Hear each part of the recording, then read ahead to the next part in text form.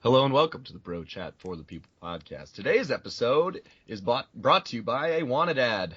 Wanted, I need a dragon slayer.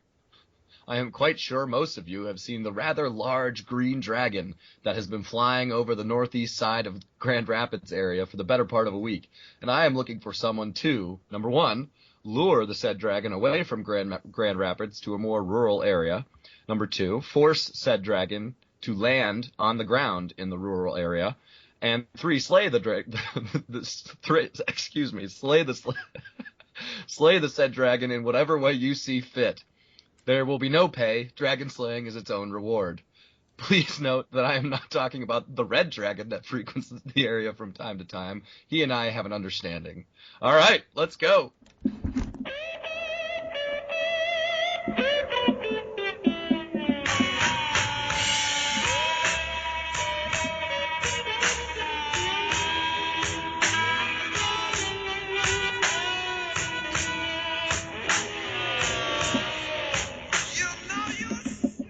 All right. Tommy, boy.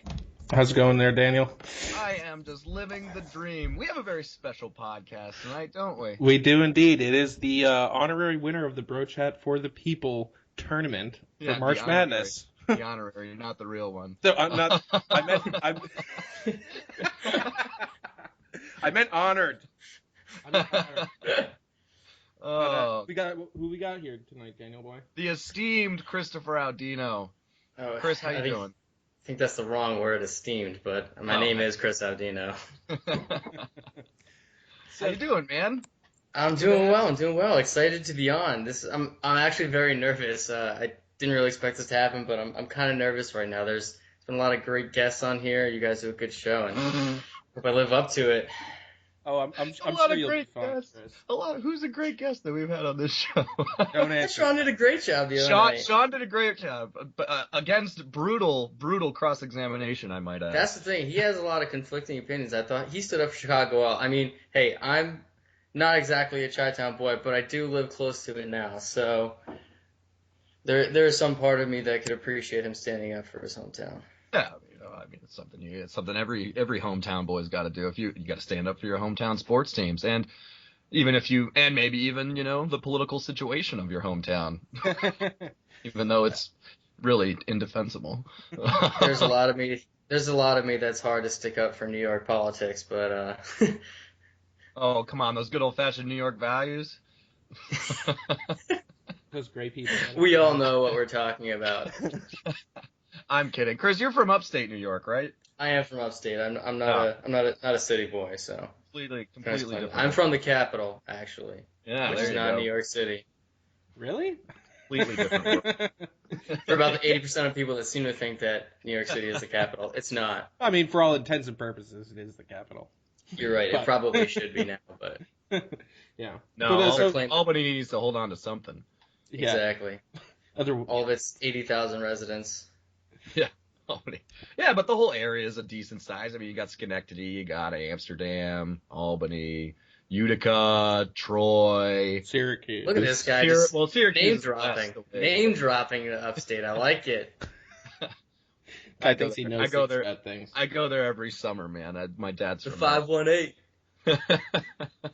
So, Chris, catch us up on what you're up to nowadays for all the people who don't know. Cool, yeah. I'm out in Illinois. I'm in Normal, Illinois, at Illinois State University, doing a master's in actuarial science. So, trying to make that nerd thing work out for me in the end. Yeah, dude. See if I can make it pay. To each their own. Excuse me, you're an accountant. I know. That's why I said to each their own. Though I'm not really a huge fan of accounting, so. The joke about in the actuarial department, our little thing is that they say that accountants or actuaries make accountants look like party people. So if that gives you an idea of what actuary work is like. Hey, well, I don't know, accountants can actually go crazy. You'd be surprised. All that pent up stress from the work day. Exactly. They really get down on the weekend. Oh yeah, I can see it. Well, at least you guys have jobs or have things to do. That's true. So Chris, you're actuarial science guy, and Mhm. you did a project for relating to the MLB, right? Yes, I did. So there was a project, a class that I did. It was actually a joint venture between Illinois State and an actuarial consulting firm called Pinnacle, and we were just matched up with an actuary, asked to kind of work on a topic and give a presentation. So it turns out the two actuaries that I was uh, matched up with, they actually both played college baseball. So we decided to do a topic on baseball and sabermetrics. So we aggregated some data from past years and built a model to try to predict the number of season wins for 2016 for all teams in the MLB. So That's that was crazy. yeah. So let's just cut right to the most important thing. Who's going to have the most wins? We predicted the most wins will go to the New York Mets. Wow, Yep. that's ballsy. We did. Yep. Well, And we used a couple different prediction models, and that was the one that actually had the largest R squared. So basically, it accounted for the most variance in the data. So that was our kind of most robust model. Um, okay. So like, what kind of stats did you use? I mean, you didn't just use home run and RBIs and stuff. no, we actually used quite a few sabermetric stats in building it. So like the BAPIP was a big one, the batting average on balls in play. Um, for pitching, there's a few other ones. I mean, I forget actually all of them that we used. We probably used 12 or 13 different ones. Um, like the whip is actually one. That's one of the first sabermetric stats that kind of came around for pitching. Um, but Okay. So would you use for these? Would you like the average of the whole team, or would you use like each individual player from the teams? yeah, so what we ended up doing was because there's not enough time to kind of aggregate all the data, we looked at the overall team stats to build our win models. If we want to build a more robust model, what we showed we could do is we did it for one individual player. So ideally, you would build it up for each individual player based on the roster of each team to kind of get a more appropriate year by year analysis. We did Justin Upton for 2016 for home runs. So I think we got, if he has 500 at bats, he'll hit 16 home runs this year. So we'll see how close we get with that. But yeah, basically what we could do is we could look at each individual player, use our model to predict their component stats, and then use those component stats to build the sabermetric stats for the entire team, and then run it through a team model. Huh. Well, here's my question. If you had, obviously this sounds like it took a lot of time. If you had gone through, say the 2014 stats, Mm-hmm. like going into the 2015 season, and applied your model, like how, I mean, I don't assume you did that, but if you did, I mean, it would be interesting to see like how close you would have gotten because it's like using the past stats and then Right. past So season. those would be like all descriptive statistics to try to build it up to predict, a past event that's already happened. So when we actually did like a quick check on some of those things just to see like how appropriate our model was. We looked at the 2015 stats. This is when we were just looking at component stats, and for example, like none of the teams had a difference of more than 5% in any one stat. So when we looked at predicting, say, 2015 hits, each team, our prediction model predicted within a 5% margin of error, like the number of hits for the year for that team. Some of them were actually like absurdly close, kind of randomly by chance. Like I think the one team we looked at, I don't know if it was the Braves or something like that, but like three of their stats, I think it was like hits, triples, and runs were like within like 3 or 4 off from what they actually did. Wow. You kind of with all the number of teams and stats, you would expect some of them to be close, but it was cool that like three of them were on a single team. Yeah. I guess they were perfectly average in 2015. So do you have them in front of you right now? These stats? Because Yeah. I got to ask about two teams in particular. Okay, two teams. Let's see, what do we got? The Boston Red Sox. Boston Red Sox, they are at 89.5 wins, so the model would bring it up to 90 wins. That's what I would. That's kind of what I predicted, right around where I predicted them to be. But Sure you did, Danny. Well, yeah, dude. It does actually put them. 1972. It puts But them in third for the division, actually, which is kind of surprising. behind the Blue Jays and the Yankees. Yes, and actually, the Blue Jays were one of the highest ones. They were at 95 wins.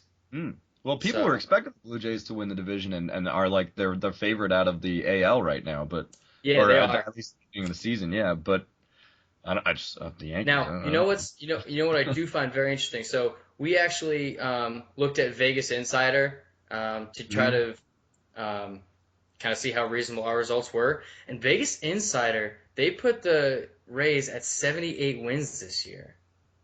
The Rays? Yeah. 78 season wins. What did you guys have, Matt? That was on March 17th, so that's about a month ago. I'm not sure how they've updated their changes. Yeah. But I mean, like, what wins did your stats model come up with for the Rays? 95. 95? Wait, the Rays? I thought you said the Jays. Oh, did I say the Jays? I meant the Rays. Okay. Okay. Wait, you have the Rays at 95 wins? Yes, the Rays. Wait, whoa!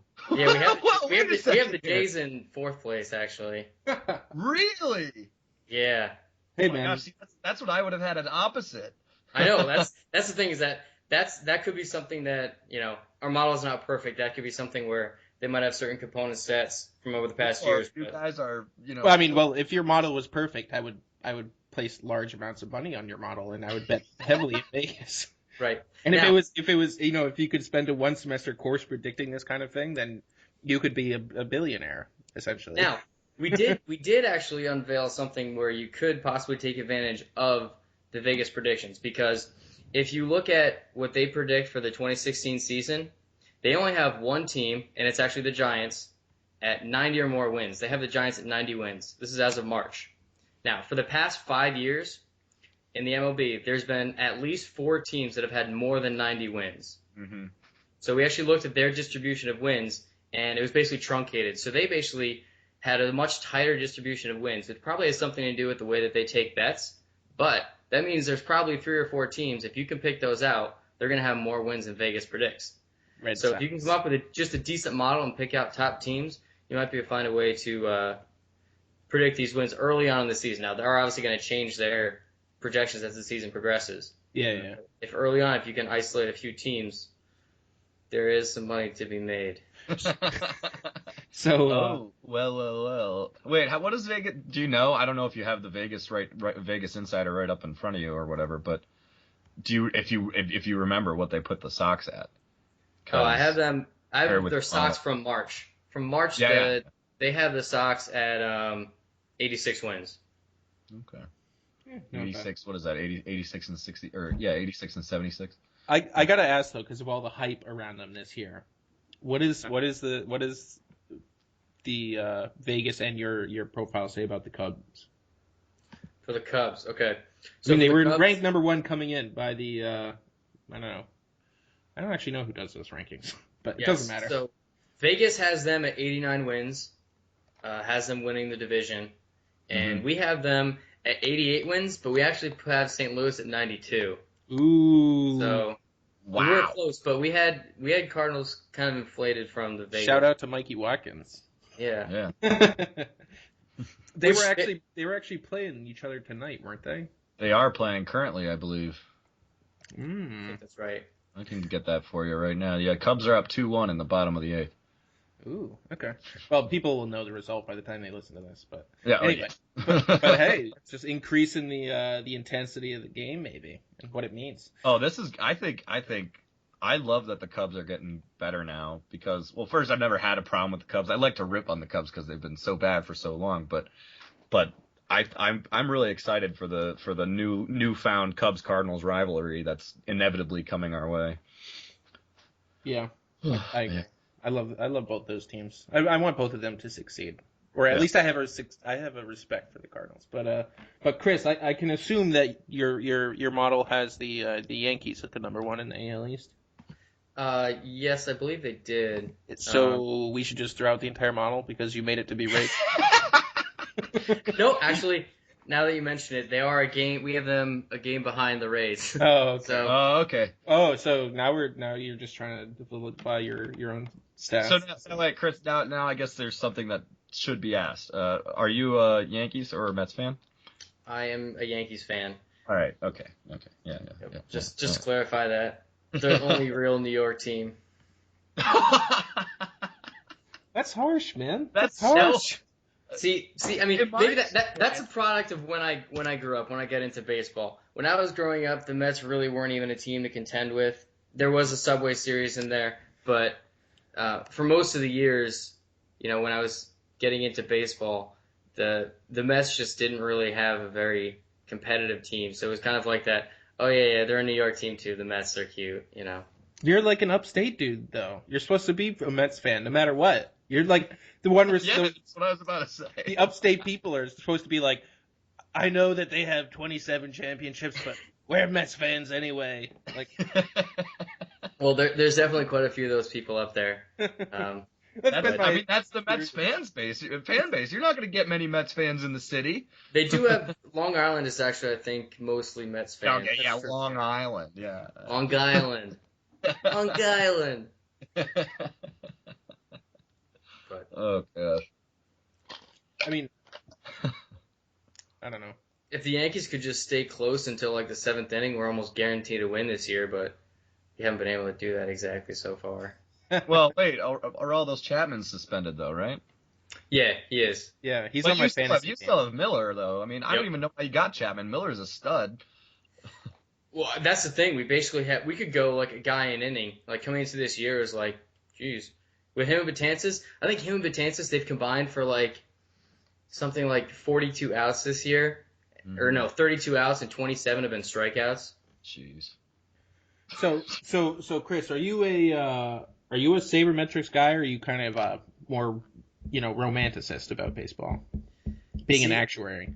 I would have said I was like more of a romantic, but just being in school now for statistics, actuarial science, seeing sabermetric stats, like I can understand why those should be an element. I do think that there's going to be players that won't fit into that model. Some players have that, intangible quality that sometimes they break out of nowhere. But I think sabermetric can say a lot about, in general, most players. They'll probably capture more information with that than just only relying on scouts. Yeah, I think this is my opinion of it is like it's a very useful tool for the regular season because it's like the longer the sample size or whatever it'll get closer and closer to your stats or whatever. But like a 7-game series, like your averages can kind of just be like thrown out the window. Like there can be like 5 different outliers in your 7-game series for the There's a big kind of topic on that within sabermetrics. So that basically comes down to what we call credibility.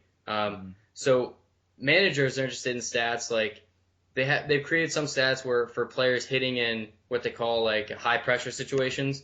So whether it's end of game, big games, playoff games. Problem is, an individual player only has a certain number of at bats in big situations. So they have to do things like credibility weighting to try to kind of dampen those stats because certain players might have had just like a lucky 10 at bats where they're hitting 9 for 10 in playoff games in the 9th inning, but it's not necessarily because they're just amazing, but it's only 10 at bats. Yeah.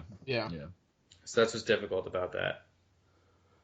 Yeah, I mean it's hard. It's like the sabermetric like fanatics. They always have the like, oh, there is no such thing as clutch. Like there's no clutch people, and you're just like, come on, man. Like, it's one thing to look at the stats, but look with your eyes. Like, right. 2004, Big Papi won. Like, and in 2013 or 7. Like 2013, dude, when he batted 750 in the World Series against the Cardinals. You're like, really? You're gonna say he's like not clutch? Like, right. Captain Clutch, man. Captain Clutch. He has the second most clutch hits of all time, I believe, behind Jim Thome. But Papi has 3 World Series. Yeah, right? But Papi has 3 World Series, but Thome doesn't have any. That's some stat that sabermetrics people came up with. Jim Thome was the second most clutch player in MLB like history. 9th inning. It's like 9th inning, go ahead run hits, stuff like that, and then walk off hits, stuff like that. But yeah, and Papi was second to Thome, but Thome doesn't have any World Series championships, so it has to be Papi, right? Plus stats don't take into effect like Steve Bartman, for example. Moises Alou wouldn't have caught that ball anyway. And then afterwards, they were already up like 3-1 in that series, right? They could have closed it out the next game. Or they were up 3-2 in that series. They could have closed it out the next game and the next game. Like, I mean, come on. I don't remember, honestly. And Mark Pryor just, like, after that, they were still in the lead, but he just, like, melted down. There were so many other reasons than Steve Bartman for the Cubs to last in 2003.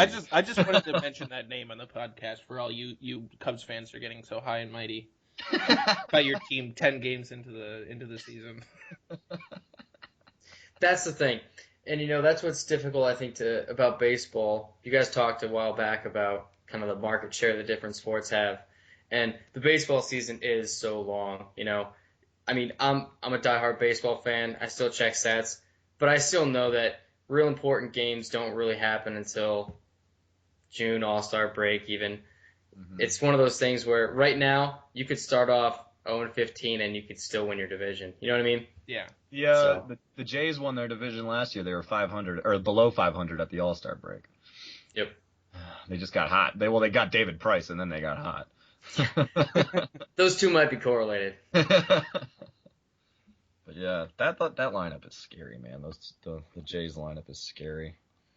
Yeah, so it's a pretty interesting thing. We're gonna have to check back in with this, Yeah, I'll throw some updates. I'll throw some updates back on the page maybe once we get a little further into the season. That'd be sweet. Only if the results are good. If not, I'll be like, I lost the data. Sorry, guys. Just pick like 5 teams that it's close. Hey, these 5 teams are exactly what we predicted. The rest of them were garbage, but these 5 were great. If one of those 5 is the Rays, I'm still gonna give you an award.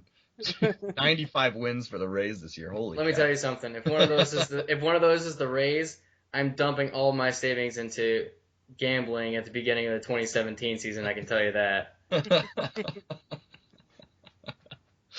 Oh my gosh. This is fun. This is good. This is interesting shit. It is. Yeah, gambling. I like it. Oh, yeah. Oh, now it's getting good. Oh gosh. Do we have to talk about something kind of boring now? The Yeah, fact that Chris is from New York and we had the New York primaries today. Yeah. New York primaries were today. Which when is everybody expected, right? I mean, Trump Clinton, right? That's kind of what I think is what everyone kind of knew going in was probably going to happen. That was the most likely outcome. Yeah. I mean, Hilary Bertie was pretty close. Yeah, it was close. And this was actually, I mean, even though I'm not a registered Democrat, this is the first year where, in a long time, I think that a New York primaries actually kind of mattered. Yeah, it's true. Actually. Usually by the time New York rolls around, most of the candidates are pretty set in stone. It's funny though because it's designed so that the front runner will have an easy path like once he gets out there, but still slogging away here because we're going for contested conventions at this point, which is I don't know what you're talking about, man. Hillary just proclaimed that the Democratic race is in the home stretch and she's got the nomination locked up. I mean, but that's the thing. New York's not a winner take all for the Democrats. Yeah, it's not even for Republicans. Well. Danny, for all intents and purposes. For Democrats, Hillary got 129 and Bernie got 98. And for Donald Trump, he got 89 and Kasich got 3. Right. For all intents and purposes, it's like a winner-take-all for Republican. Yeah. Oh, good. Yeah. Good. Some of this socialism crap. Yeah. That's funny too because I was actually I hadn't actually seen the numbers. Thank you for the delegate numbers there for the Republican side, but somebody I know retweeted something that was like, Kasich is the only reason Trump didn't sweep the board, but he only had 3 delegates. Oh my gosh. Yeah. Yeah. I mean, Kasich got 25%. Cruz got 14. Yeah. So it's like, I don't know. It's a kind of a weird stat. So like this is the way that New York wants it done. That's the way the GOP in New York wants it done. I mean, like, see, Donald Trump isn't going to be complaining that this isn't democratic in this one. He got 60% of the vote. He should get 60% of the delegates, right? According to his logic. Well, that's what he's been saying. Yeah, we're not going to hear him complain about getting 90 delegates this turn. True. But hey. No, nor should he. I mean, I can't say I wouldn't do the same thing. But honestly, I'm a little surprised because Hey! maybe you can shed some light on this. The idea that like New York is Trump's home state. Like, sure, he like lives in New York City most of the time, some of the time. Who knows how long he actually lives there? But I mean, like, yeah, go ahead. is this like actually like a thought that people have? Like, oh yeah, he's from here. Like, it's different when it's like a governor or something or a senator from your. But I mean, like, it's like if it's a governor of your state, like you voted for him in the past, or there's like a senator in the, you voted for him or whatever, and it's like your home guy, but he literally just lives there. Like, and he did business there and many other places. Right. No, I agree. It's much less of a kind of a calling card for him because he's not like he doesn't hold any office or held any office in New York. Like when we're usually talking about a politician's quote unquote home state. But I will say this: New York is more of Trump's home state than it is Hillary's. Well, apparently, Bernie won essentially the entire upstate New York besides Syracuse, Rochester, and Buffalo. He won all like the rural parts. Well, I mean, Hillary only was able to run for New York because she bought a house up. I think it was somewhere out in upstate Western New York. They bought a property out there so that she could officially have residence in New York to be able to run. She never even lived there. She never even stayed there. It's such classic Underwood stuff. And let's be honest, Claire has always been a stronger person than Frank, so I think that's true of the Clintons as well. Yeah, maybe. Maybe just more devious. I think Bill's just kind of like, I just want everybody to like me, Especially little girls. Oh, excuse me. Wow. I had to say it. Sorry. Look. Hey, we're not owned by any in any way here or his personal habits, but I draw the line at children in my attacks on Bill Clinton. Jeez, Thomas. Monica was over 18. Yeah. But you remember that whole story about the guy who like owned that island off of like Florida somewhere? No. I don't. No, you didn't hear about that? There was some guy who got arrested for importing like underage slave girls. And like he had his own private island and like Bill Clinton visited there like 30 times. So Where'd you read that on Drudge? Yeah, seriously. No, Wait no, a second. no, I didn't read that on Drudge. Drudge doesn't even have his own articles. I need to fact check this. Whatever. I mean, it was a joke, but it was like a joke referencing a story that I had read. I wasn't saying whether it was true or not. Fair enough. It wasn't just a shot in the dark. Yeah. Well, we here at Bro Chat, but for the people love speculation, so. Right. It's all about our opinions. Oh gosh. So go ahead. I did want to say that I was lucky to catch the deadline before the sale ended on the T-shirts. Really? I cut it pretty close, but I always like to be fashionably late to the party. What color did you get? I got a black one. Those ones are like black ones are sweet. on point. Yeah, they look sweet. I got a black one too. Yeah. I like those red ones too. Those Aletes Arete colors, but hey. You should have made it the mandatory Aletes colors for shirts for next year. Oh, shoot! They had to all buy. If you don't have this shirt, you will not be in a late base. Done deal.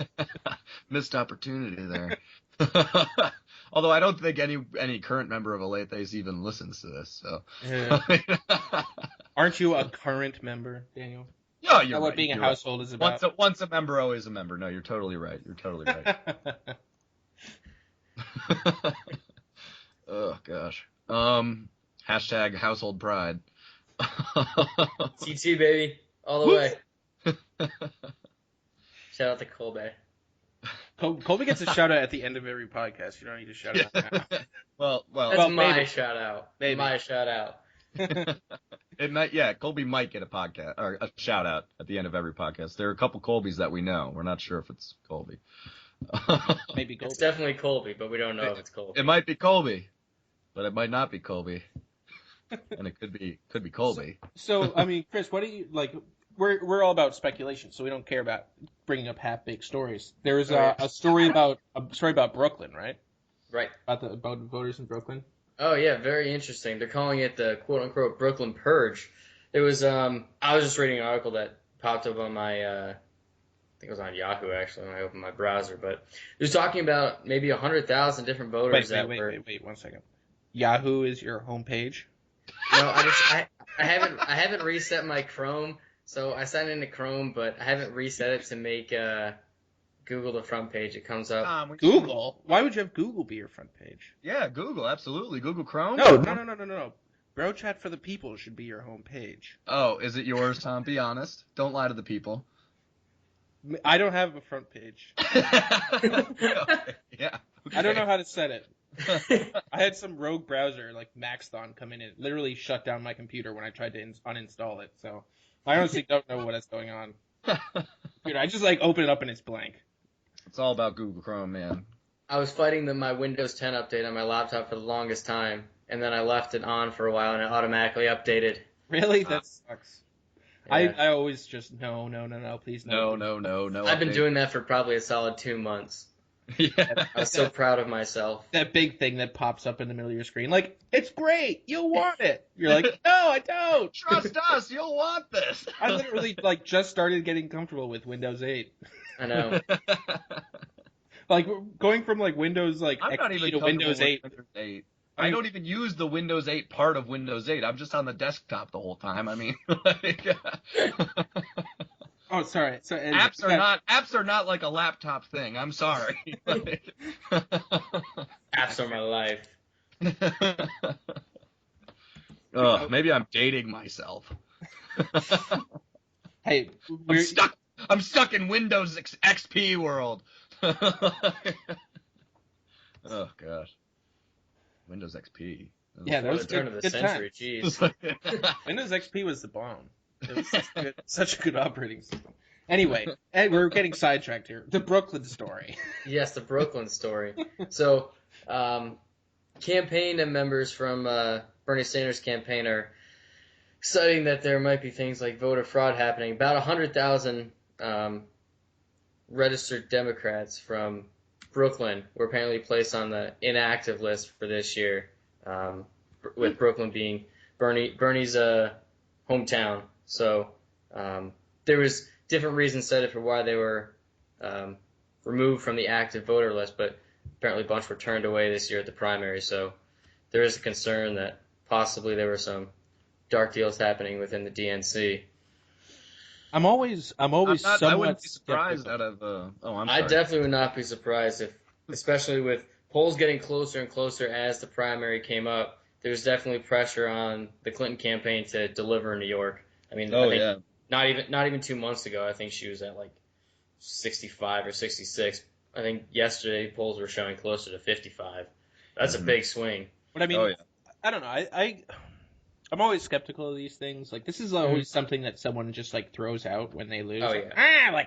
Look, I was at my booth in Texas. It wasn't letting me vote for Trump. It said I had voted for Cruz. Like, there's like 5 people who said this. It was like, right. Really? Okay, whatever. But I mean, like, they probably pressed the wrong button. Let's be honest. Yeah. Seriously. They went to go vote drunk. Who doesn't though? Wait a second, yeah. It's the only way I can stomach it now. No, but look, let's not pretend that Debbie Wasserman Schultz over at DNC is a saint. Yeah, but because that's what I'm torn about. Like when I hear these stories, like especially, I mean, there's been a lot of them about the Republicans this year. This is the first I've actually heard about the Democrats, and it's actually kind of funny. Like, this is similar. Something like this happened before, like against the Republicans, if I remember, or against the Democrats, that they were accused of this because like there were some number of hundreds of thousands of people who had registered their dogs, who had registered their dead grandparents, who had registered like all of these people, and like. Yeah, but voter ID laws are racist, Tom. Yeah, exactly. So it doesn't matter. Yeah, how dare you force me to show that I'm me? Yeah, I'm a show living my person. my vote, which is like supposedly the most important thing that I do as an American citizen. There are a lot of people out there who can't get driver's license, Tom. Like, oh wait, you don't even need a driver's license.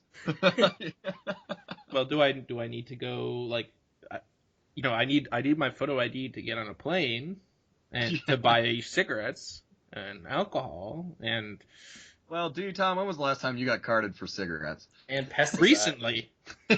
Really? Yes. I don't know if I've ever been carded for cigarettes unless somebody's manager is like standing over their shoulder. Or Well, something. yeah. That's always what happens. But I mean, I like, get carded every time, regardless. Problem with a baby face.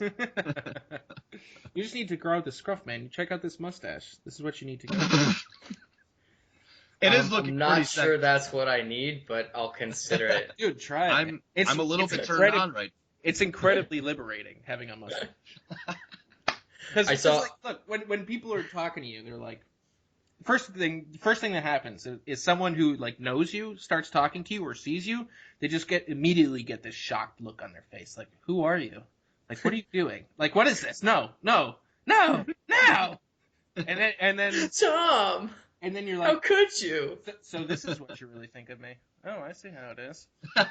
Oh, Tom, you know, as men, don't you think we'd rather be objectified a little bit more? Well, I am being objectified. Exactly. I'm proving that point. So exactly. Right, So quality why of are sex, you man. upset about it? I don't want to be objectified. I just want people to like me for who I am as a person. Oh, get out of here! Take that bullshit home. Unbelievable. Anyone who wants to grow out the mustache in solidarity with me, I'll keep it as long as one of our listeners has one. As long as it's not Andy DeMasi, and I have to have it for the rest of my life. What about Sean Lee? You know, Sean Lee's prime mustache material. Oh yeah, for sure. Oh, for sure. He's a dad now. He doesn't have to work for anything. Oh yeah, the dad stash. Hey man, the mustache is like, it can look good on people. I'm actually legitimately starting to like it. It's no longer a joke. Oh, I know that, Tom. Did it start as a joke, Tom? Oh, for sure. It started as a joke. Ah, look at me, I have a mustache. It's funny. And then I was like, wait a second. Oh, it's been there for about a month. Yeah, it has been there for a month. Slowly getting thicker and thicker, and you get. How long have you actually had this mustache, Tom? How long has this been a work in progress? It's about a month. 1 month. A month. It's just, if only it would grow just a little thicker right under your nose. I know. just that little part right there. All right, we got so sidetracked there. Anyway. So, Chris, we're actually coming quickly up on the time here. We got like 10 minutes left, I think. Flies by, man. So you had one major issue because you're a follower of the podcast. I am. I switched over to Stitcher from YouTube. Thank you guys for doing that. You've changed my life. I hated having my phone on. It was made it so much more difficult. It was so difficult. I hated listeling to it too, just for that reason. Exactly. I'll be honest. I leave my phone on. Like, I wish I could have background apps going. I'll be honest. I didn't know what Stitcher was until you guys mentioned it, and Stitcher's cool, man. Stitcher's real. Not bad. Check out some of our peer podcasts like Mark Levin and Bill Simmons. I love when you guys say that. If you like Bro Chat for the People, you'll love Mark Levin. He's been doing this about 14 years now, and you know we're already caught up. I wonder if you guys pop up the other way, like if someone listens to him, like, oh, do you like Mark Levin? You'll love Bro Chat for the People. Certainly. I hope so. I doubt we're popular enough. But. Yeah, you probably have to be like at the top of the list, you know, for similar categories and stuff, because you have to like put your categories in there. Hey, you know, Tom, for all we know, we could be at the top of the list. We can't even tell how many views we get on these things. I get some downloads. I get download info, so. Download info from like both, so Stitcher and iTunes, like combined into the one that uploads it. Anyways, but what if you're like me and you don't download the podcast, you just listen to it right there? No, it downloads it before you listen to it. Probably. No, I have it in my settings specifically not to download because I don't have any room on my phone. Dude, it just deletes it right away afterwards. No, but you understand there's 0 gigabytes or megabytes of data. You're filthy lecherous. Like if I want to I have an 8 gig and I can only use 5.3 of that thanks to Apple's stupid operating system. No, I got you. Anyway, back to what we were saying before we got this. So, Chris, you're a listener, and you've had some disagreements with us in the past about some of our political stances, particularly in regards to the Democrats. I think it's. I mean, I don't presume to think that you guys don't have a solid grasp of how our voting system works, but I do think it's a concern for a lot of people that don't understand that the national equilibrium for our voting system is a two-party system, right? Yeah. And you guys talked about this. If the Republicans, if somehow their party falls apart, someone takes their place, it's not going to become suddenly three parties vying for a candidate every 4 years. It's the Green Party might replace the Republican Party on the trend we're on. Yeah. But I think if you're so strongly against a candidate like Hilary, who with the superdelegates, it seems like she's the most likely nominee for the DNC. If you're so strong against a person like that, then not voting for whoever the Republican Party candidate is essentially a vote for Hillary. Okay. Okay. So let me finish real quick, though. Let me finish real quick. Now, yeah. that being said, as a Catholic, U.S. Catholics, we have a moral obligation to our vote. So if there's kind of you can do a lesser of two evils up to a certain extent. You can't vote for someone who is, for example, the Republicans put someone that was pro-choice. I couldn't vote for them either. So then you're kind of have your hands tied a little bit there with it being a two-party system. I guess that's the thing. Is Donald Trump pro-life? Right. So I think that you might walk a fine line here, but with him not being explicitly pro-choice, I don't think that the church's laws on, say, voting for a candidate, so the church's teaching on voting for a political candidate would preclude you from voting for someone like Trump. That's my opinion. Now, I'm not a theologian, but that's how I see it. I understand you, because that was my opinion for a long time going up to this. Like, I can't believe I'm going to have to vote for Trump. Like, I really don't want to vote for Trump. But here's my 2 cents about it. So first of all, because I was of the opinion that he's like, look, you have someone who's staunchly pro-choice and literally wants to murder babies like as they're coming out of the womb. Right. They're not out yet. They're not humans. They have no rights. Or someone who's like kind of like that child has no constitutional rights. That human being is not a human. Hang on a second. Gosh. Shit. So that's Hillary Clinton's and Donald Trump's kind of like I used to be pro-life. I used to be pro-choice, but now I'm pro-life. I don't really care about it at all. Like, that's just like, no one would say that he cares about being pro-life. And so my opinion was, I guess I'll have to vote for Trump. But the more I thought about it, this is the thing about going along with, first of all, Trump's policies aren't something that I can get behind, despite his pro-choice thing or pro-life thing. So I mean, it's foreign policy. No, it increases. It's a larger federal government. He basically wants to do what the Democrats are doing, except he wants more. He thinks a better person in charge would be better. A better imperial president would be better than a Democratic, whatever. Anyway, so that I'm not a huge fan of his policies, and then on top of it, first of all, the pro-life comment that he made about like we should jail or punish all the women who commit abortions and stuff, it without a doubt in my mind has shown me that he is not pro-life. See, go ahead. I'll just final point that in my mind I can't support the GOP putting forward somebody who is not pro-life, because from this point onwards it will be okay for them to nominate someone who is, at least in some people's minds, like conservatively, fiscally conservative and, a good businessman or something. It'll be good for the country, but it'll no longer be necessary for them to promote somebody who is like truly pro-life. And for me, that is more important, that the GOP continues to stand for that and like will not slowly move away from that in their platform than Hillary Clinton becoming president for, 4 or maybe 8 years. Because if that happens, the GOP will, in my mind, be destroyed. And then there will be probably more than 8 years of chaos for what platform that we're going to have. So that's my reasoning for it. Now, I fully understand where that's coming from. I think one of the factors that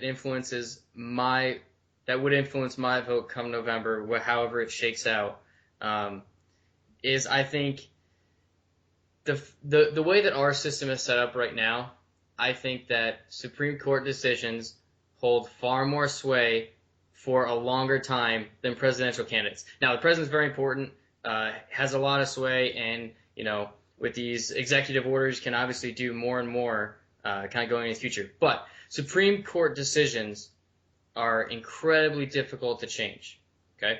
And with one justice and possibly two or three, even in the next 4 years, I think that there is debate whether or not the people that Trump would put in there would necessarily be great justices, okay? But I think just the possibility of even having a decent justice from him is much greater than the horrible justices that we're going to get if Hillary's elected. And for me, that is even more important than the damage that could happen to the GOP on the front that you're talking about within the next 4, 8, 12 years. That's just where I stand. I think the Supreme Court has like an absurd amount of authority, and they've been kind of stretching their role within our government, in my opinion. I think that the justice nominations coming up in the next 4 years could be critical to the course of the court for the next 20 years. Okay, yeah, I see that point, but at the same time, it is. I mean, the thing is, it's not an appointment. It's actually the Senate, which the GOP currently holds, who appoints it. So, if the GOP had any balls, they could essentially, get the same results, I think, from somebody like Hillary to nominate somebody like a Kennedy, somebody who's like a couple swing voters like Kennedy, if they actually, decided to stand up for themselves. Let me retort. If Clinton becomes the president, how long do you think the GOP holds the Senate for? If they don't lose it in this terms, I think they'll keep it. Yeah. I mean, that's the big concern is, because, what will happen, I'm presuming will happen, is there's almost always a backlash against the president. So if there's a Democratic president, the Republicans will do better in the midterm. So they should at least hold it for the 4 years. If they manage to hold it coming up here, then they should be able to hold it until at least the next presidential election. Okay. I think that it's kind of at this point it's kind of we've been kind of force fed as conservatives. We've been kind of force fed these Republican Party, not necessarily real conservative guys, these establishment guys, and then the Republican Party insists to us that winning matters more than principle, and we just have to win. We have to beat the Democrats. But to me, winning without principle is kind of meaningless, and it even is counterproductive to what I believe. Mm-hmm. Plus, when they win, like the Senate and the House, they don't use the power that they've actually used, they've gained by winning. So, and it really, I think the change, obviously, this could just be one of those tagline conservative talking points, but like the change starts with the people, and it starts when we as conservatives are willing to be like, no, this is not who we want as our candidate. And then because if we never say no, then we're never going to actually get the opportunity to be like, actually to be able to say like, yes, like this is actually somebody we want. And this is actually somebody we want to put forth, rather than just settling every single freaking election for some guy because we think he can beat the Democrats. And it's just that's the difficulty. That's the difficulty with having essentially a two-party system, because conservatives fall closer to Republicans, therefore are kind of forced into this discussion about candidates for the Republican Party, but the conservative candidate really doesn't hold in general a lot of sway in the election. Now, we've seen in the past that they can influence the outcome of an election, but at least for the foreseeable future, another party's candidate doesn't really stand a significant chance of winning an election. So therefore, conservative values aren't going to be fully reflected in either a GOP or DNC candidate. Well, we haven't seen it. We haven't seen it in a presidential election, but there was. I mean, that whole 2010 election from the whole 2010 and 2014, both. But the rising from the the Tea Party in 2010 And they had they took back the House with force kind of thing, and it was all because of the rise of the Tea Party after Obama was elected. So we haven't seen it in a presidential election, maybe not since Reagan. Ross Perot, right? Well, yeah, okay. You remember the Roe for Perot? You remember I found a button on Craigslist selling a Roe for Perot, little campaign button. Are you serious? That was one of our first ads on like podcast like number 3 or something. It was real. That was like this. I mean, they were all real, but this was like current, like it's on sale now, kind of. A Roe for Perot campaign button. That's crazy. No, but didn't he win like almost 20% in the general election? I don't know. Oh, yeah, he ruined it. He destroyed the Republican Party's chance in 1996. Yeah. I mean, Yeah. like they definitely can, but I feel like that's what's difficult is that someone with truly conservative values almost consistently has to, like you were saying, kind of keel over on something every election to whoever the GOP puts out, and they've been putting out some fairly weak candidates, in my opinion, in the last few elections. I agree. But anyway, we need to resume this conversation maybe at some point in the future. And maybe not necessarily on the podcast, just having a beer at the pub. I guess, and really the only thing, I think Tom obviously touched on this earlier, but the only difference really that I see between Donald Trump and Hillary is the fact that he's not, out there saying he's pro-choice. But he does say he stands with Planned Parenthood, and he wants to punish women who have had abortions. Yeah, even though 4 here's generations into the law right now. Exactly. Yeah. No person who is pro-life would ever endorse anything that Planned Parenthood did. It's like saying the Nazi regime did some good things for, like, Science, the advance of military technology, or like better roadways, which they did. Like, see, maybe I just like love being devil's advocate, but I'd be like the first person to say that. I'd be like, actually, they did. They were horrible, but God always brings good things out of bad things. So I think there's always a positive that can be drawn. I'm not saying that's Planned Parenthood's situation at all, but I do think it's facile to try to just say like, oh, everything that Planned Parenthood has ever touched is evil and terrible. No, I'm sure there's some good things that they do, but you have to look at principles. And when a company's founded on certain principles, like they have very explicit founding, then you need to draw a line. I'm not going to say, oh yeah, go use all their other stuff, just not the abortion part. But it's also stupid to say that like everything they touch is horrible. Yeah, true. Oh, true. I'm not disagreeing. I'm not saying, but I'm just saying someone who supports and like publicly supports Planned Parenthood hasn't been part of the pro-life movement or been involved or cared at all. That's very valid. Yeah. And then his ideas on trade restrictions and regulating a free market and all this crap. Trump just keeps edging his way into our podcast. We can't avoid it. Before we know, I wish I could stop talking about him. And then his nastiness towards women and his kind of tacit appeals towards racism and his desire for unbounded personal power, and you're just like, oh gosh. We're really gonna give it to this guy? I'm starting. Is there no one better we can pick? I'm starting to think it's not going to happen. I'm starting. Oh no! If it gets to a contested convention, I don't think it is going to happen. I honestly do believe that it's going to be Kasich or Cruz, and because, but when I think about the contested convention, I instantly think like, well, this year's just lost. Like, we are not winning no matter what, because the Democrats might have a contested convention too. Yeah, it's possible. I wonder when the last time not if all the super delegates. The last person with Hillary. The last person to win a contested convention and then win the presidency is FDR. Wow.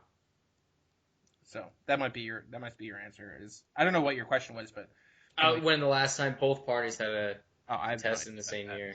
You look at these, but like how at each other's throats the GOP is right now. You look at all the Trump. Bernie and Hillary are at each other's throats still. No, I agree, but I'm not talking about that right now. I'm just talking about from the Republican perspective.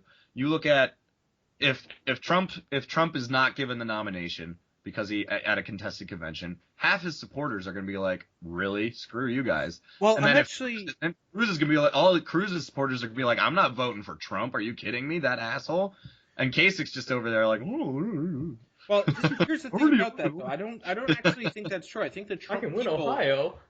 I think the Trump people are actually more Kasich might pragmatic. I think they're more Shut- pragmatic than that.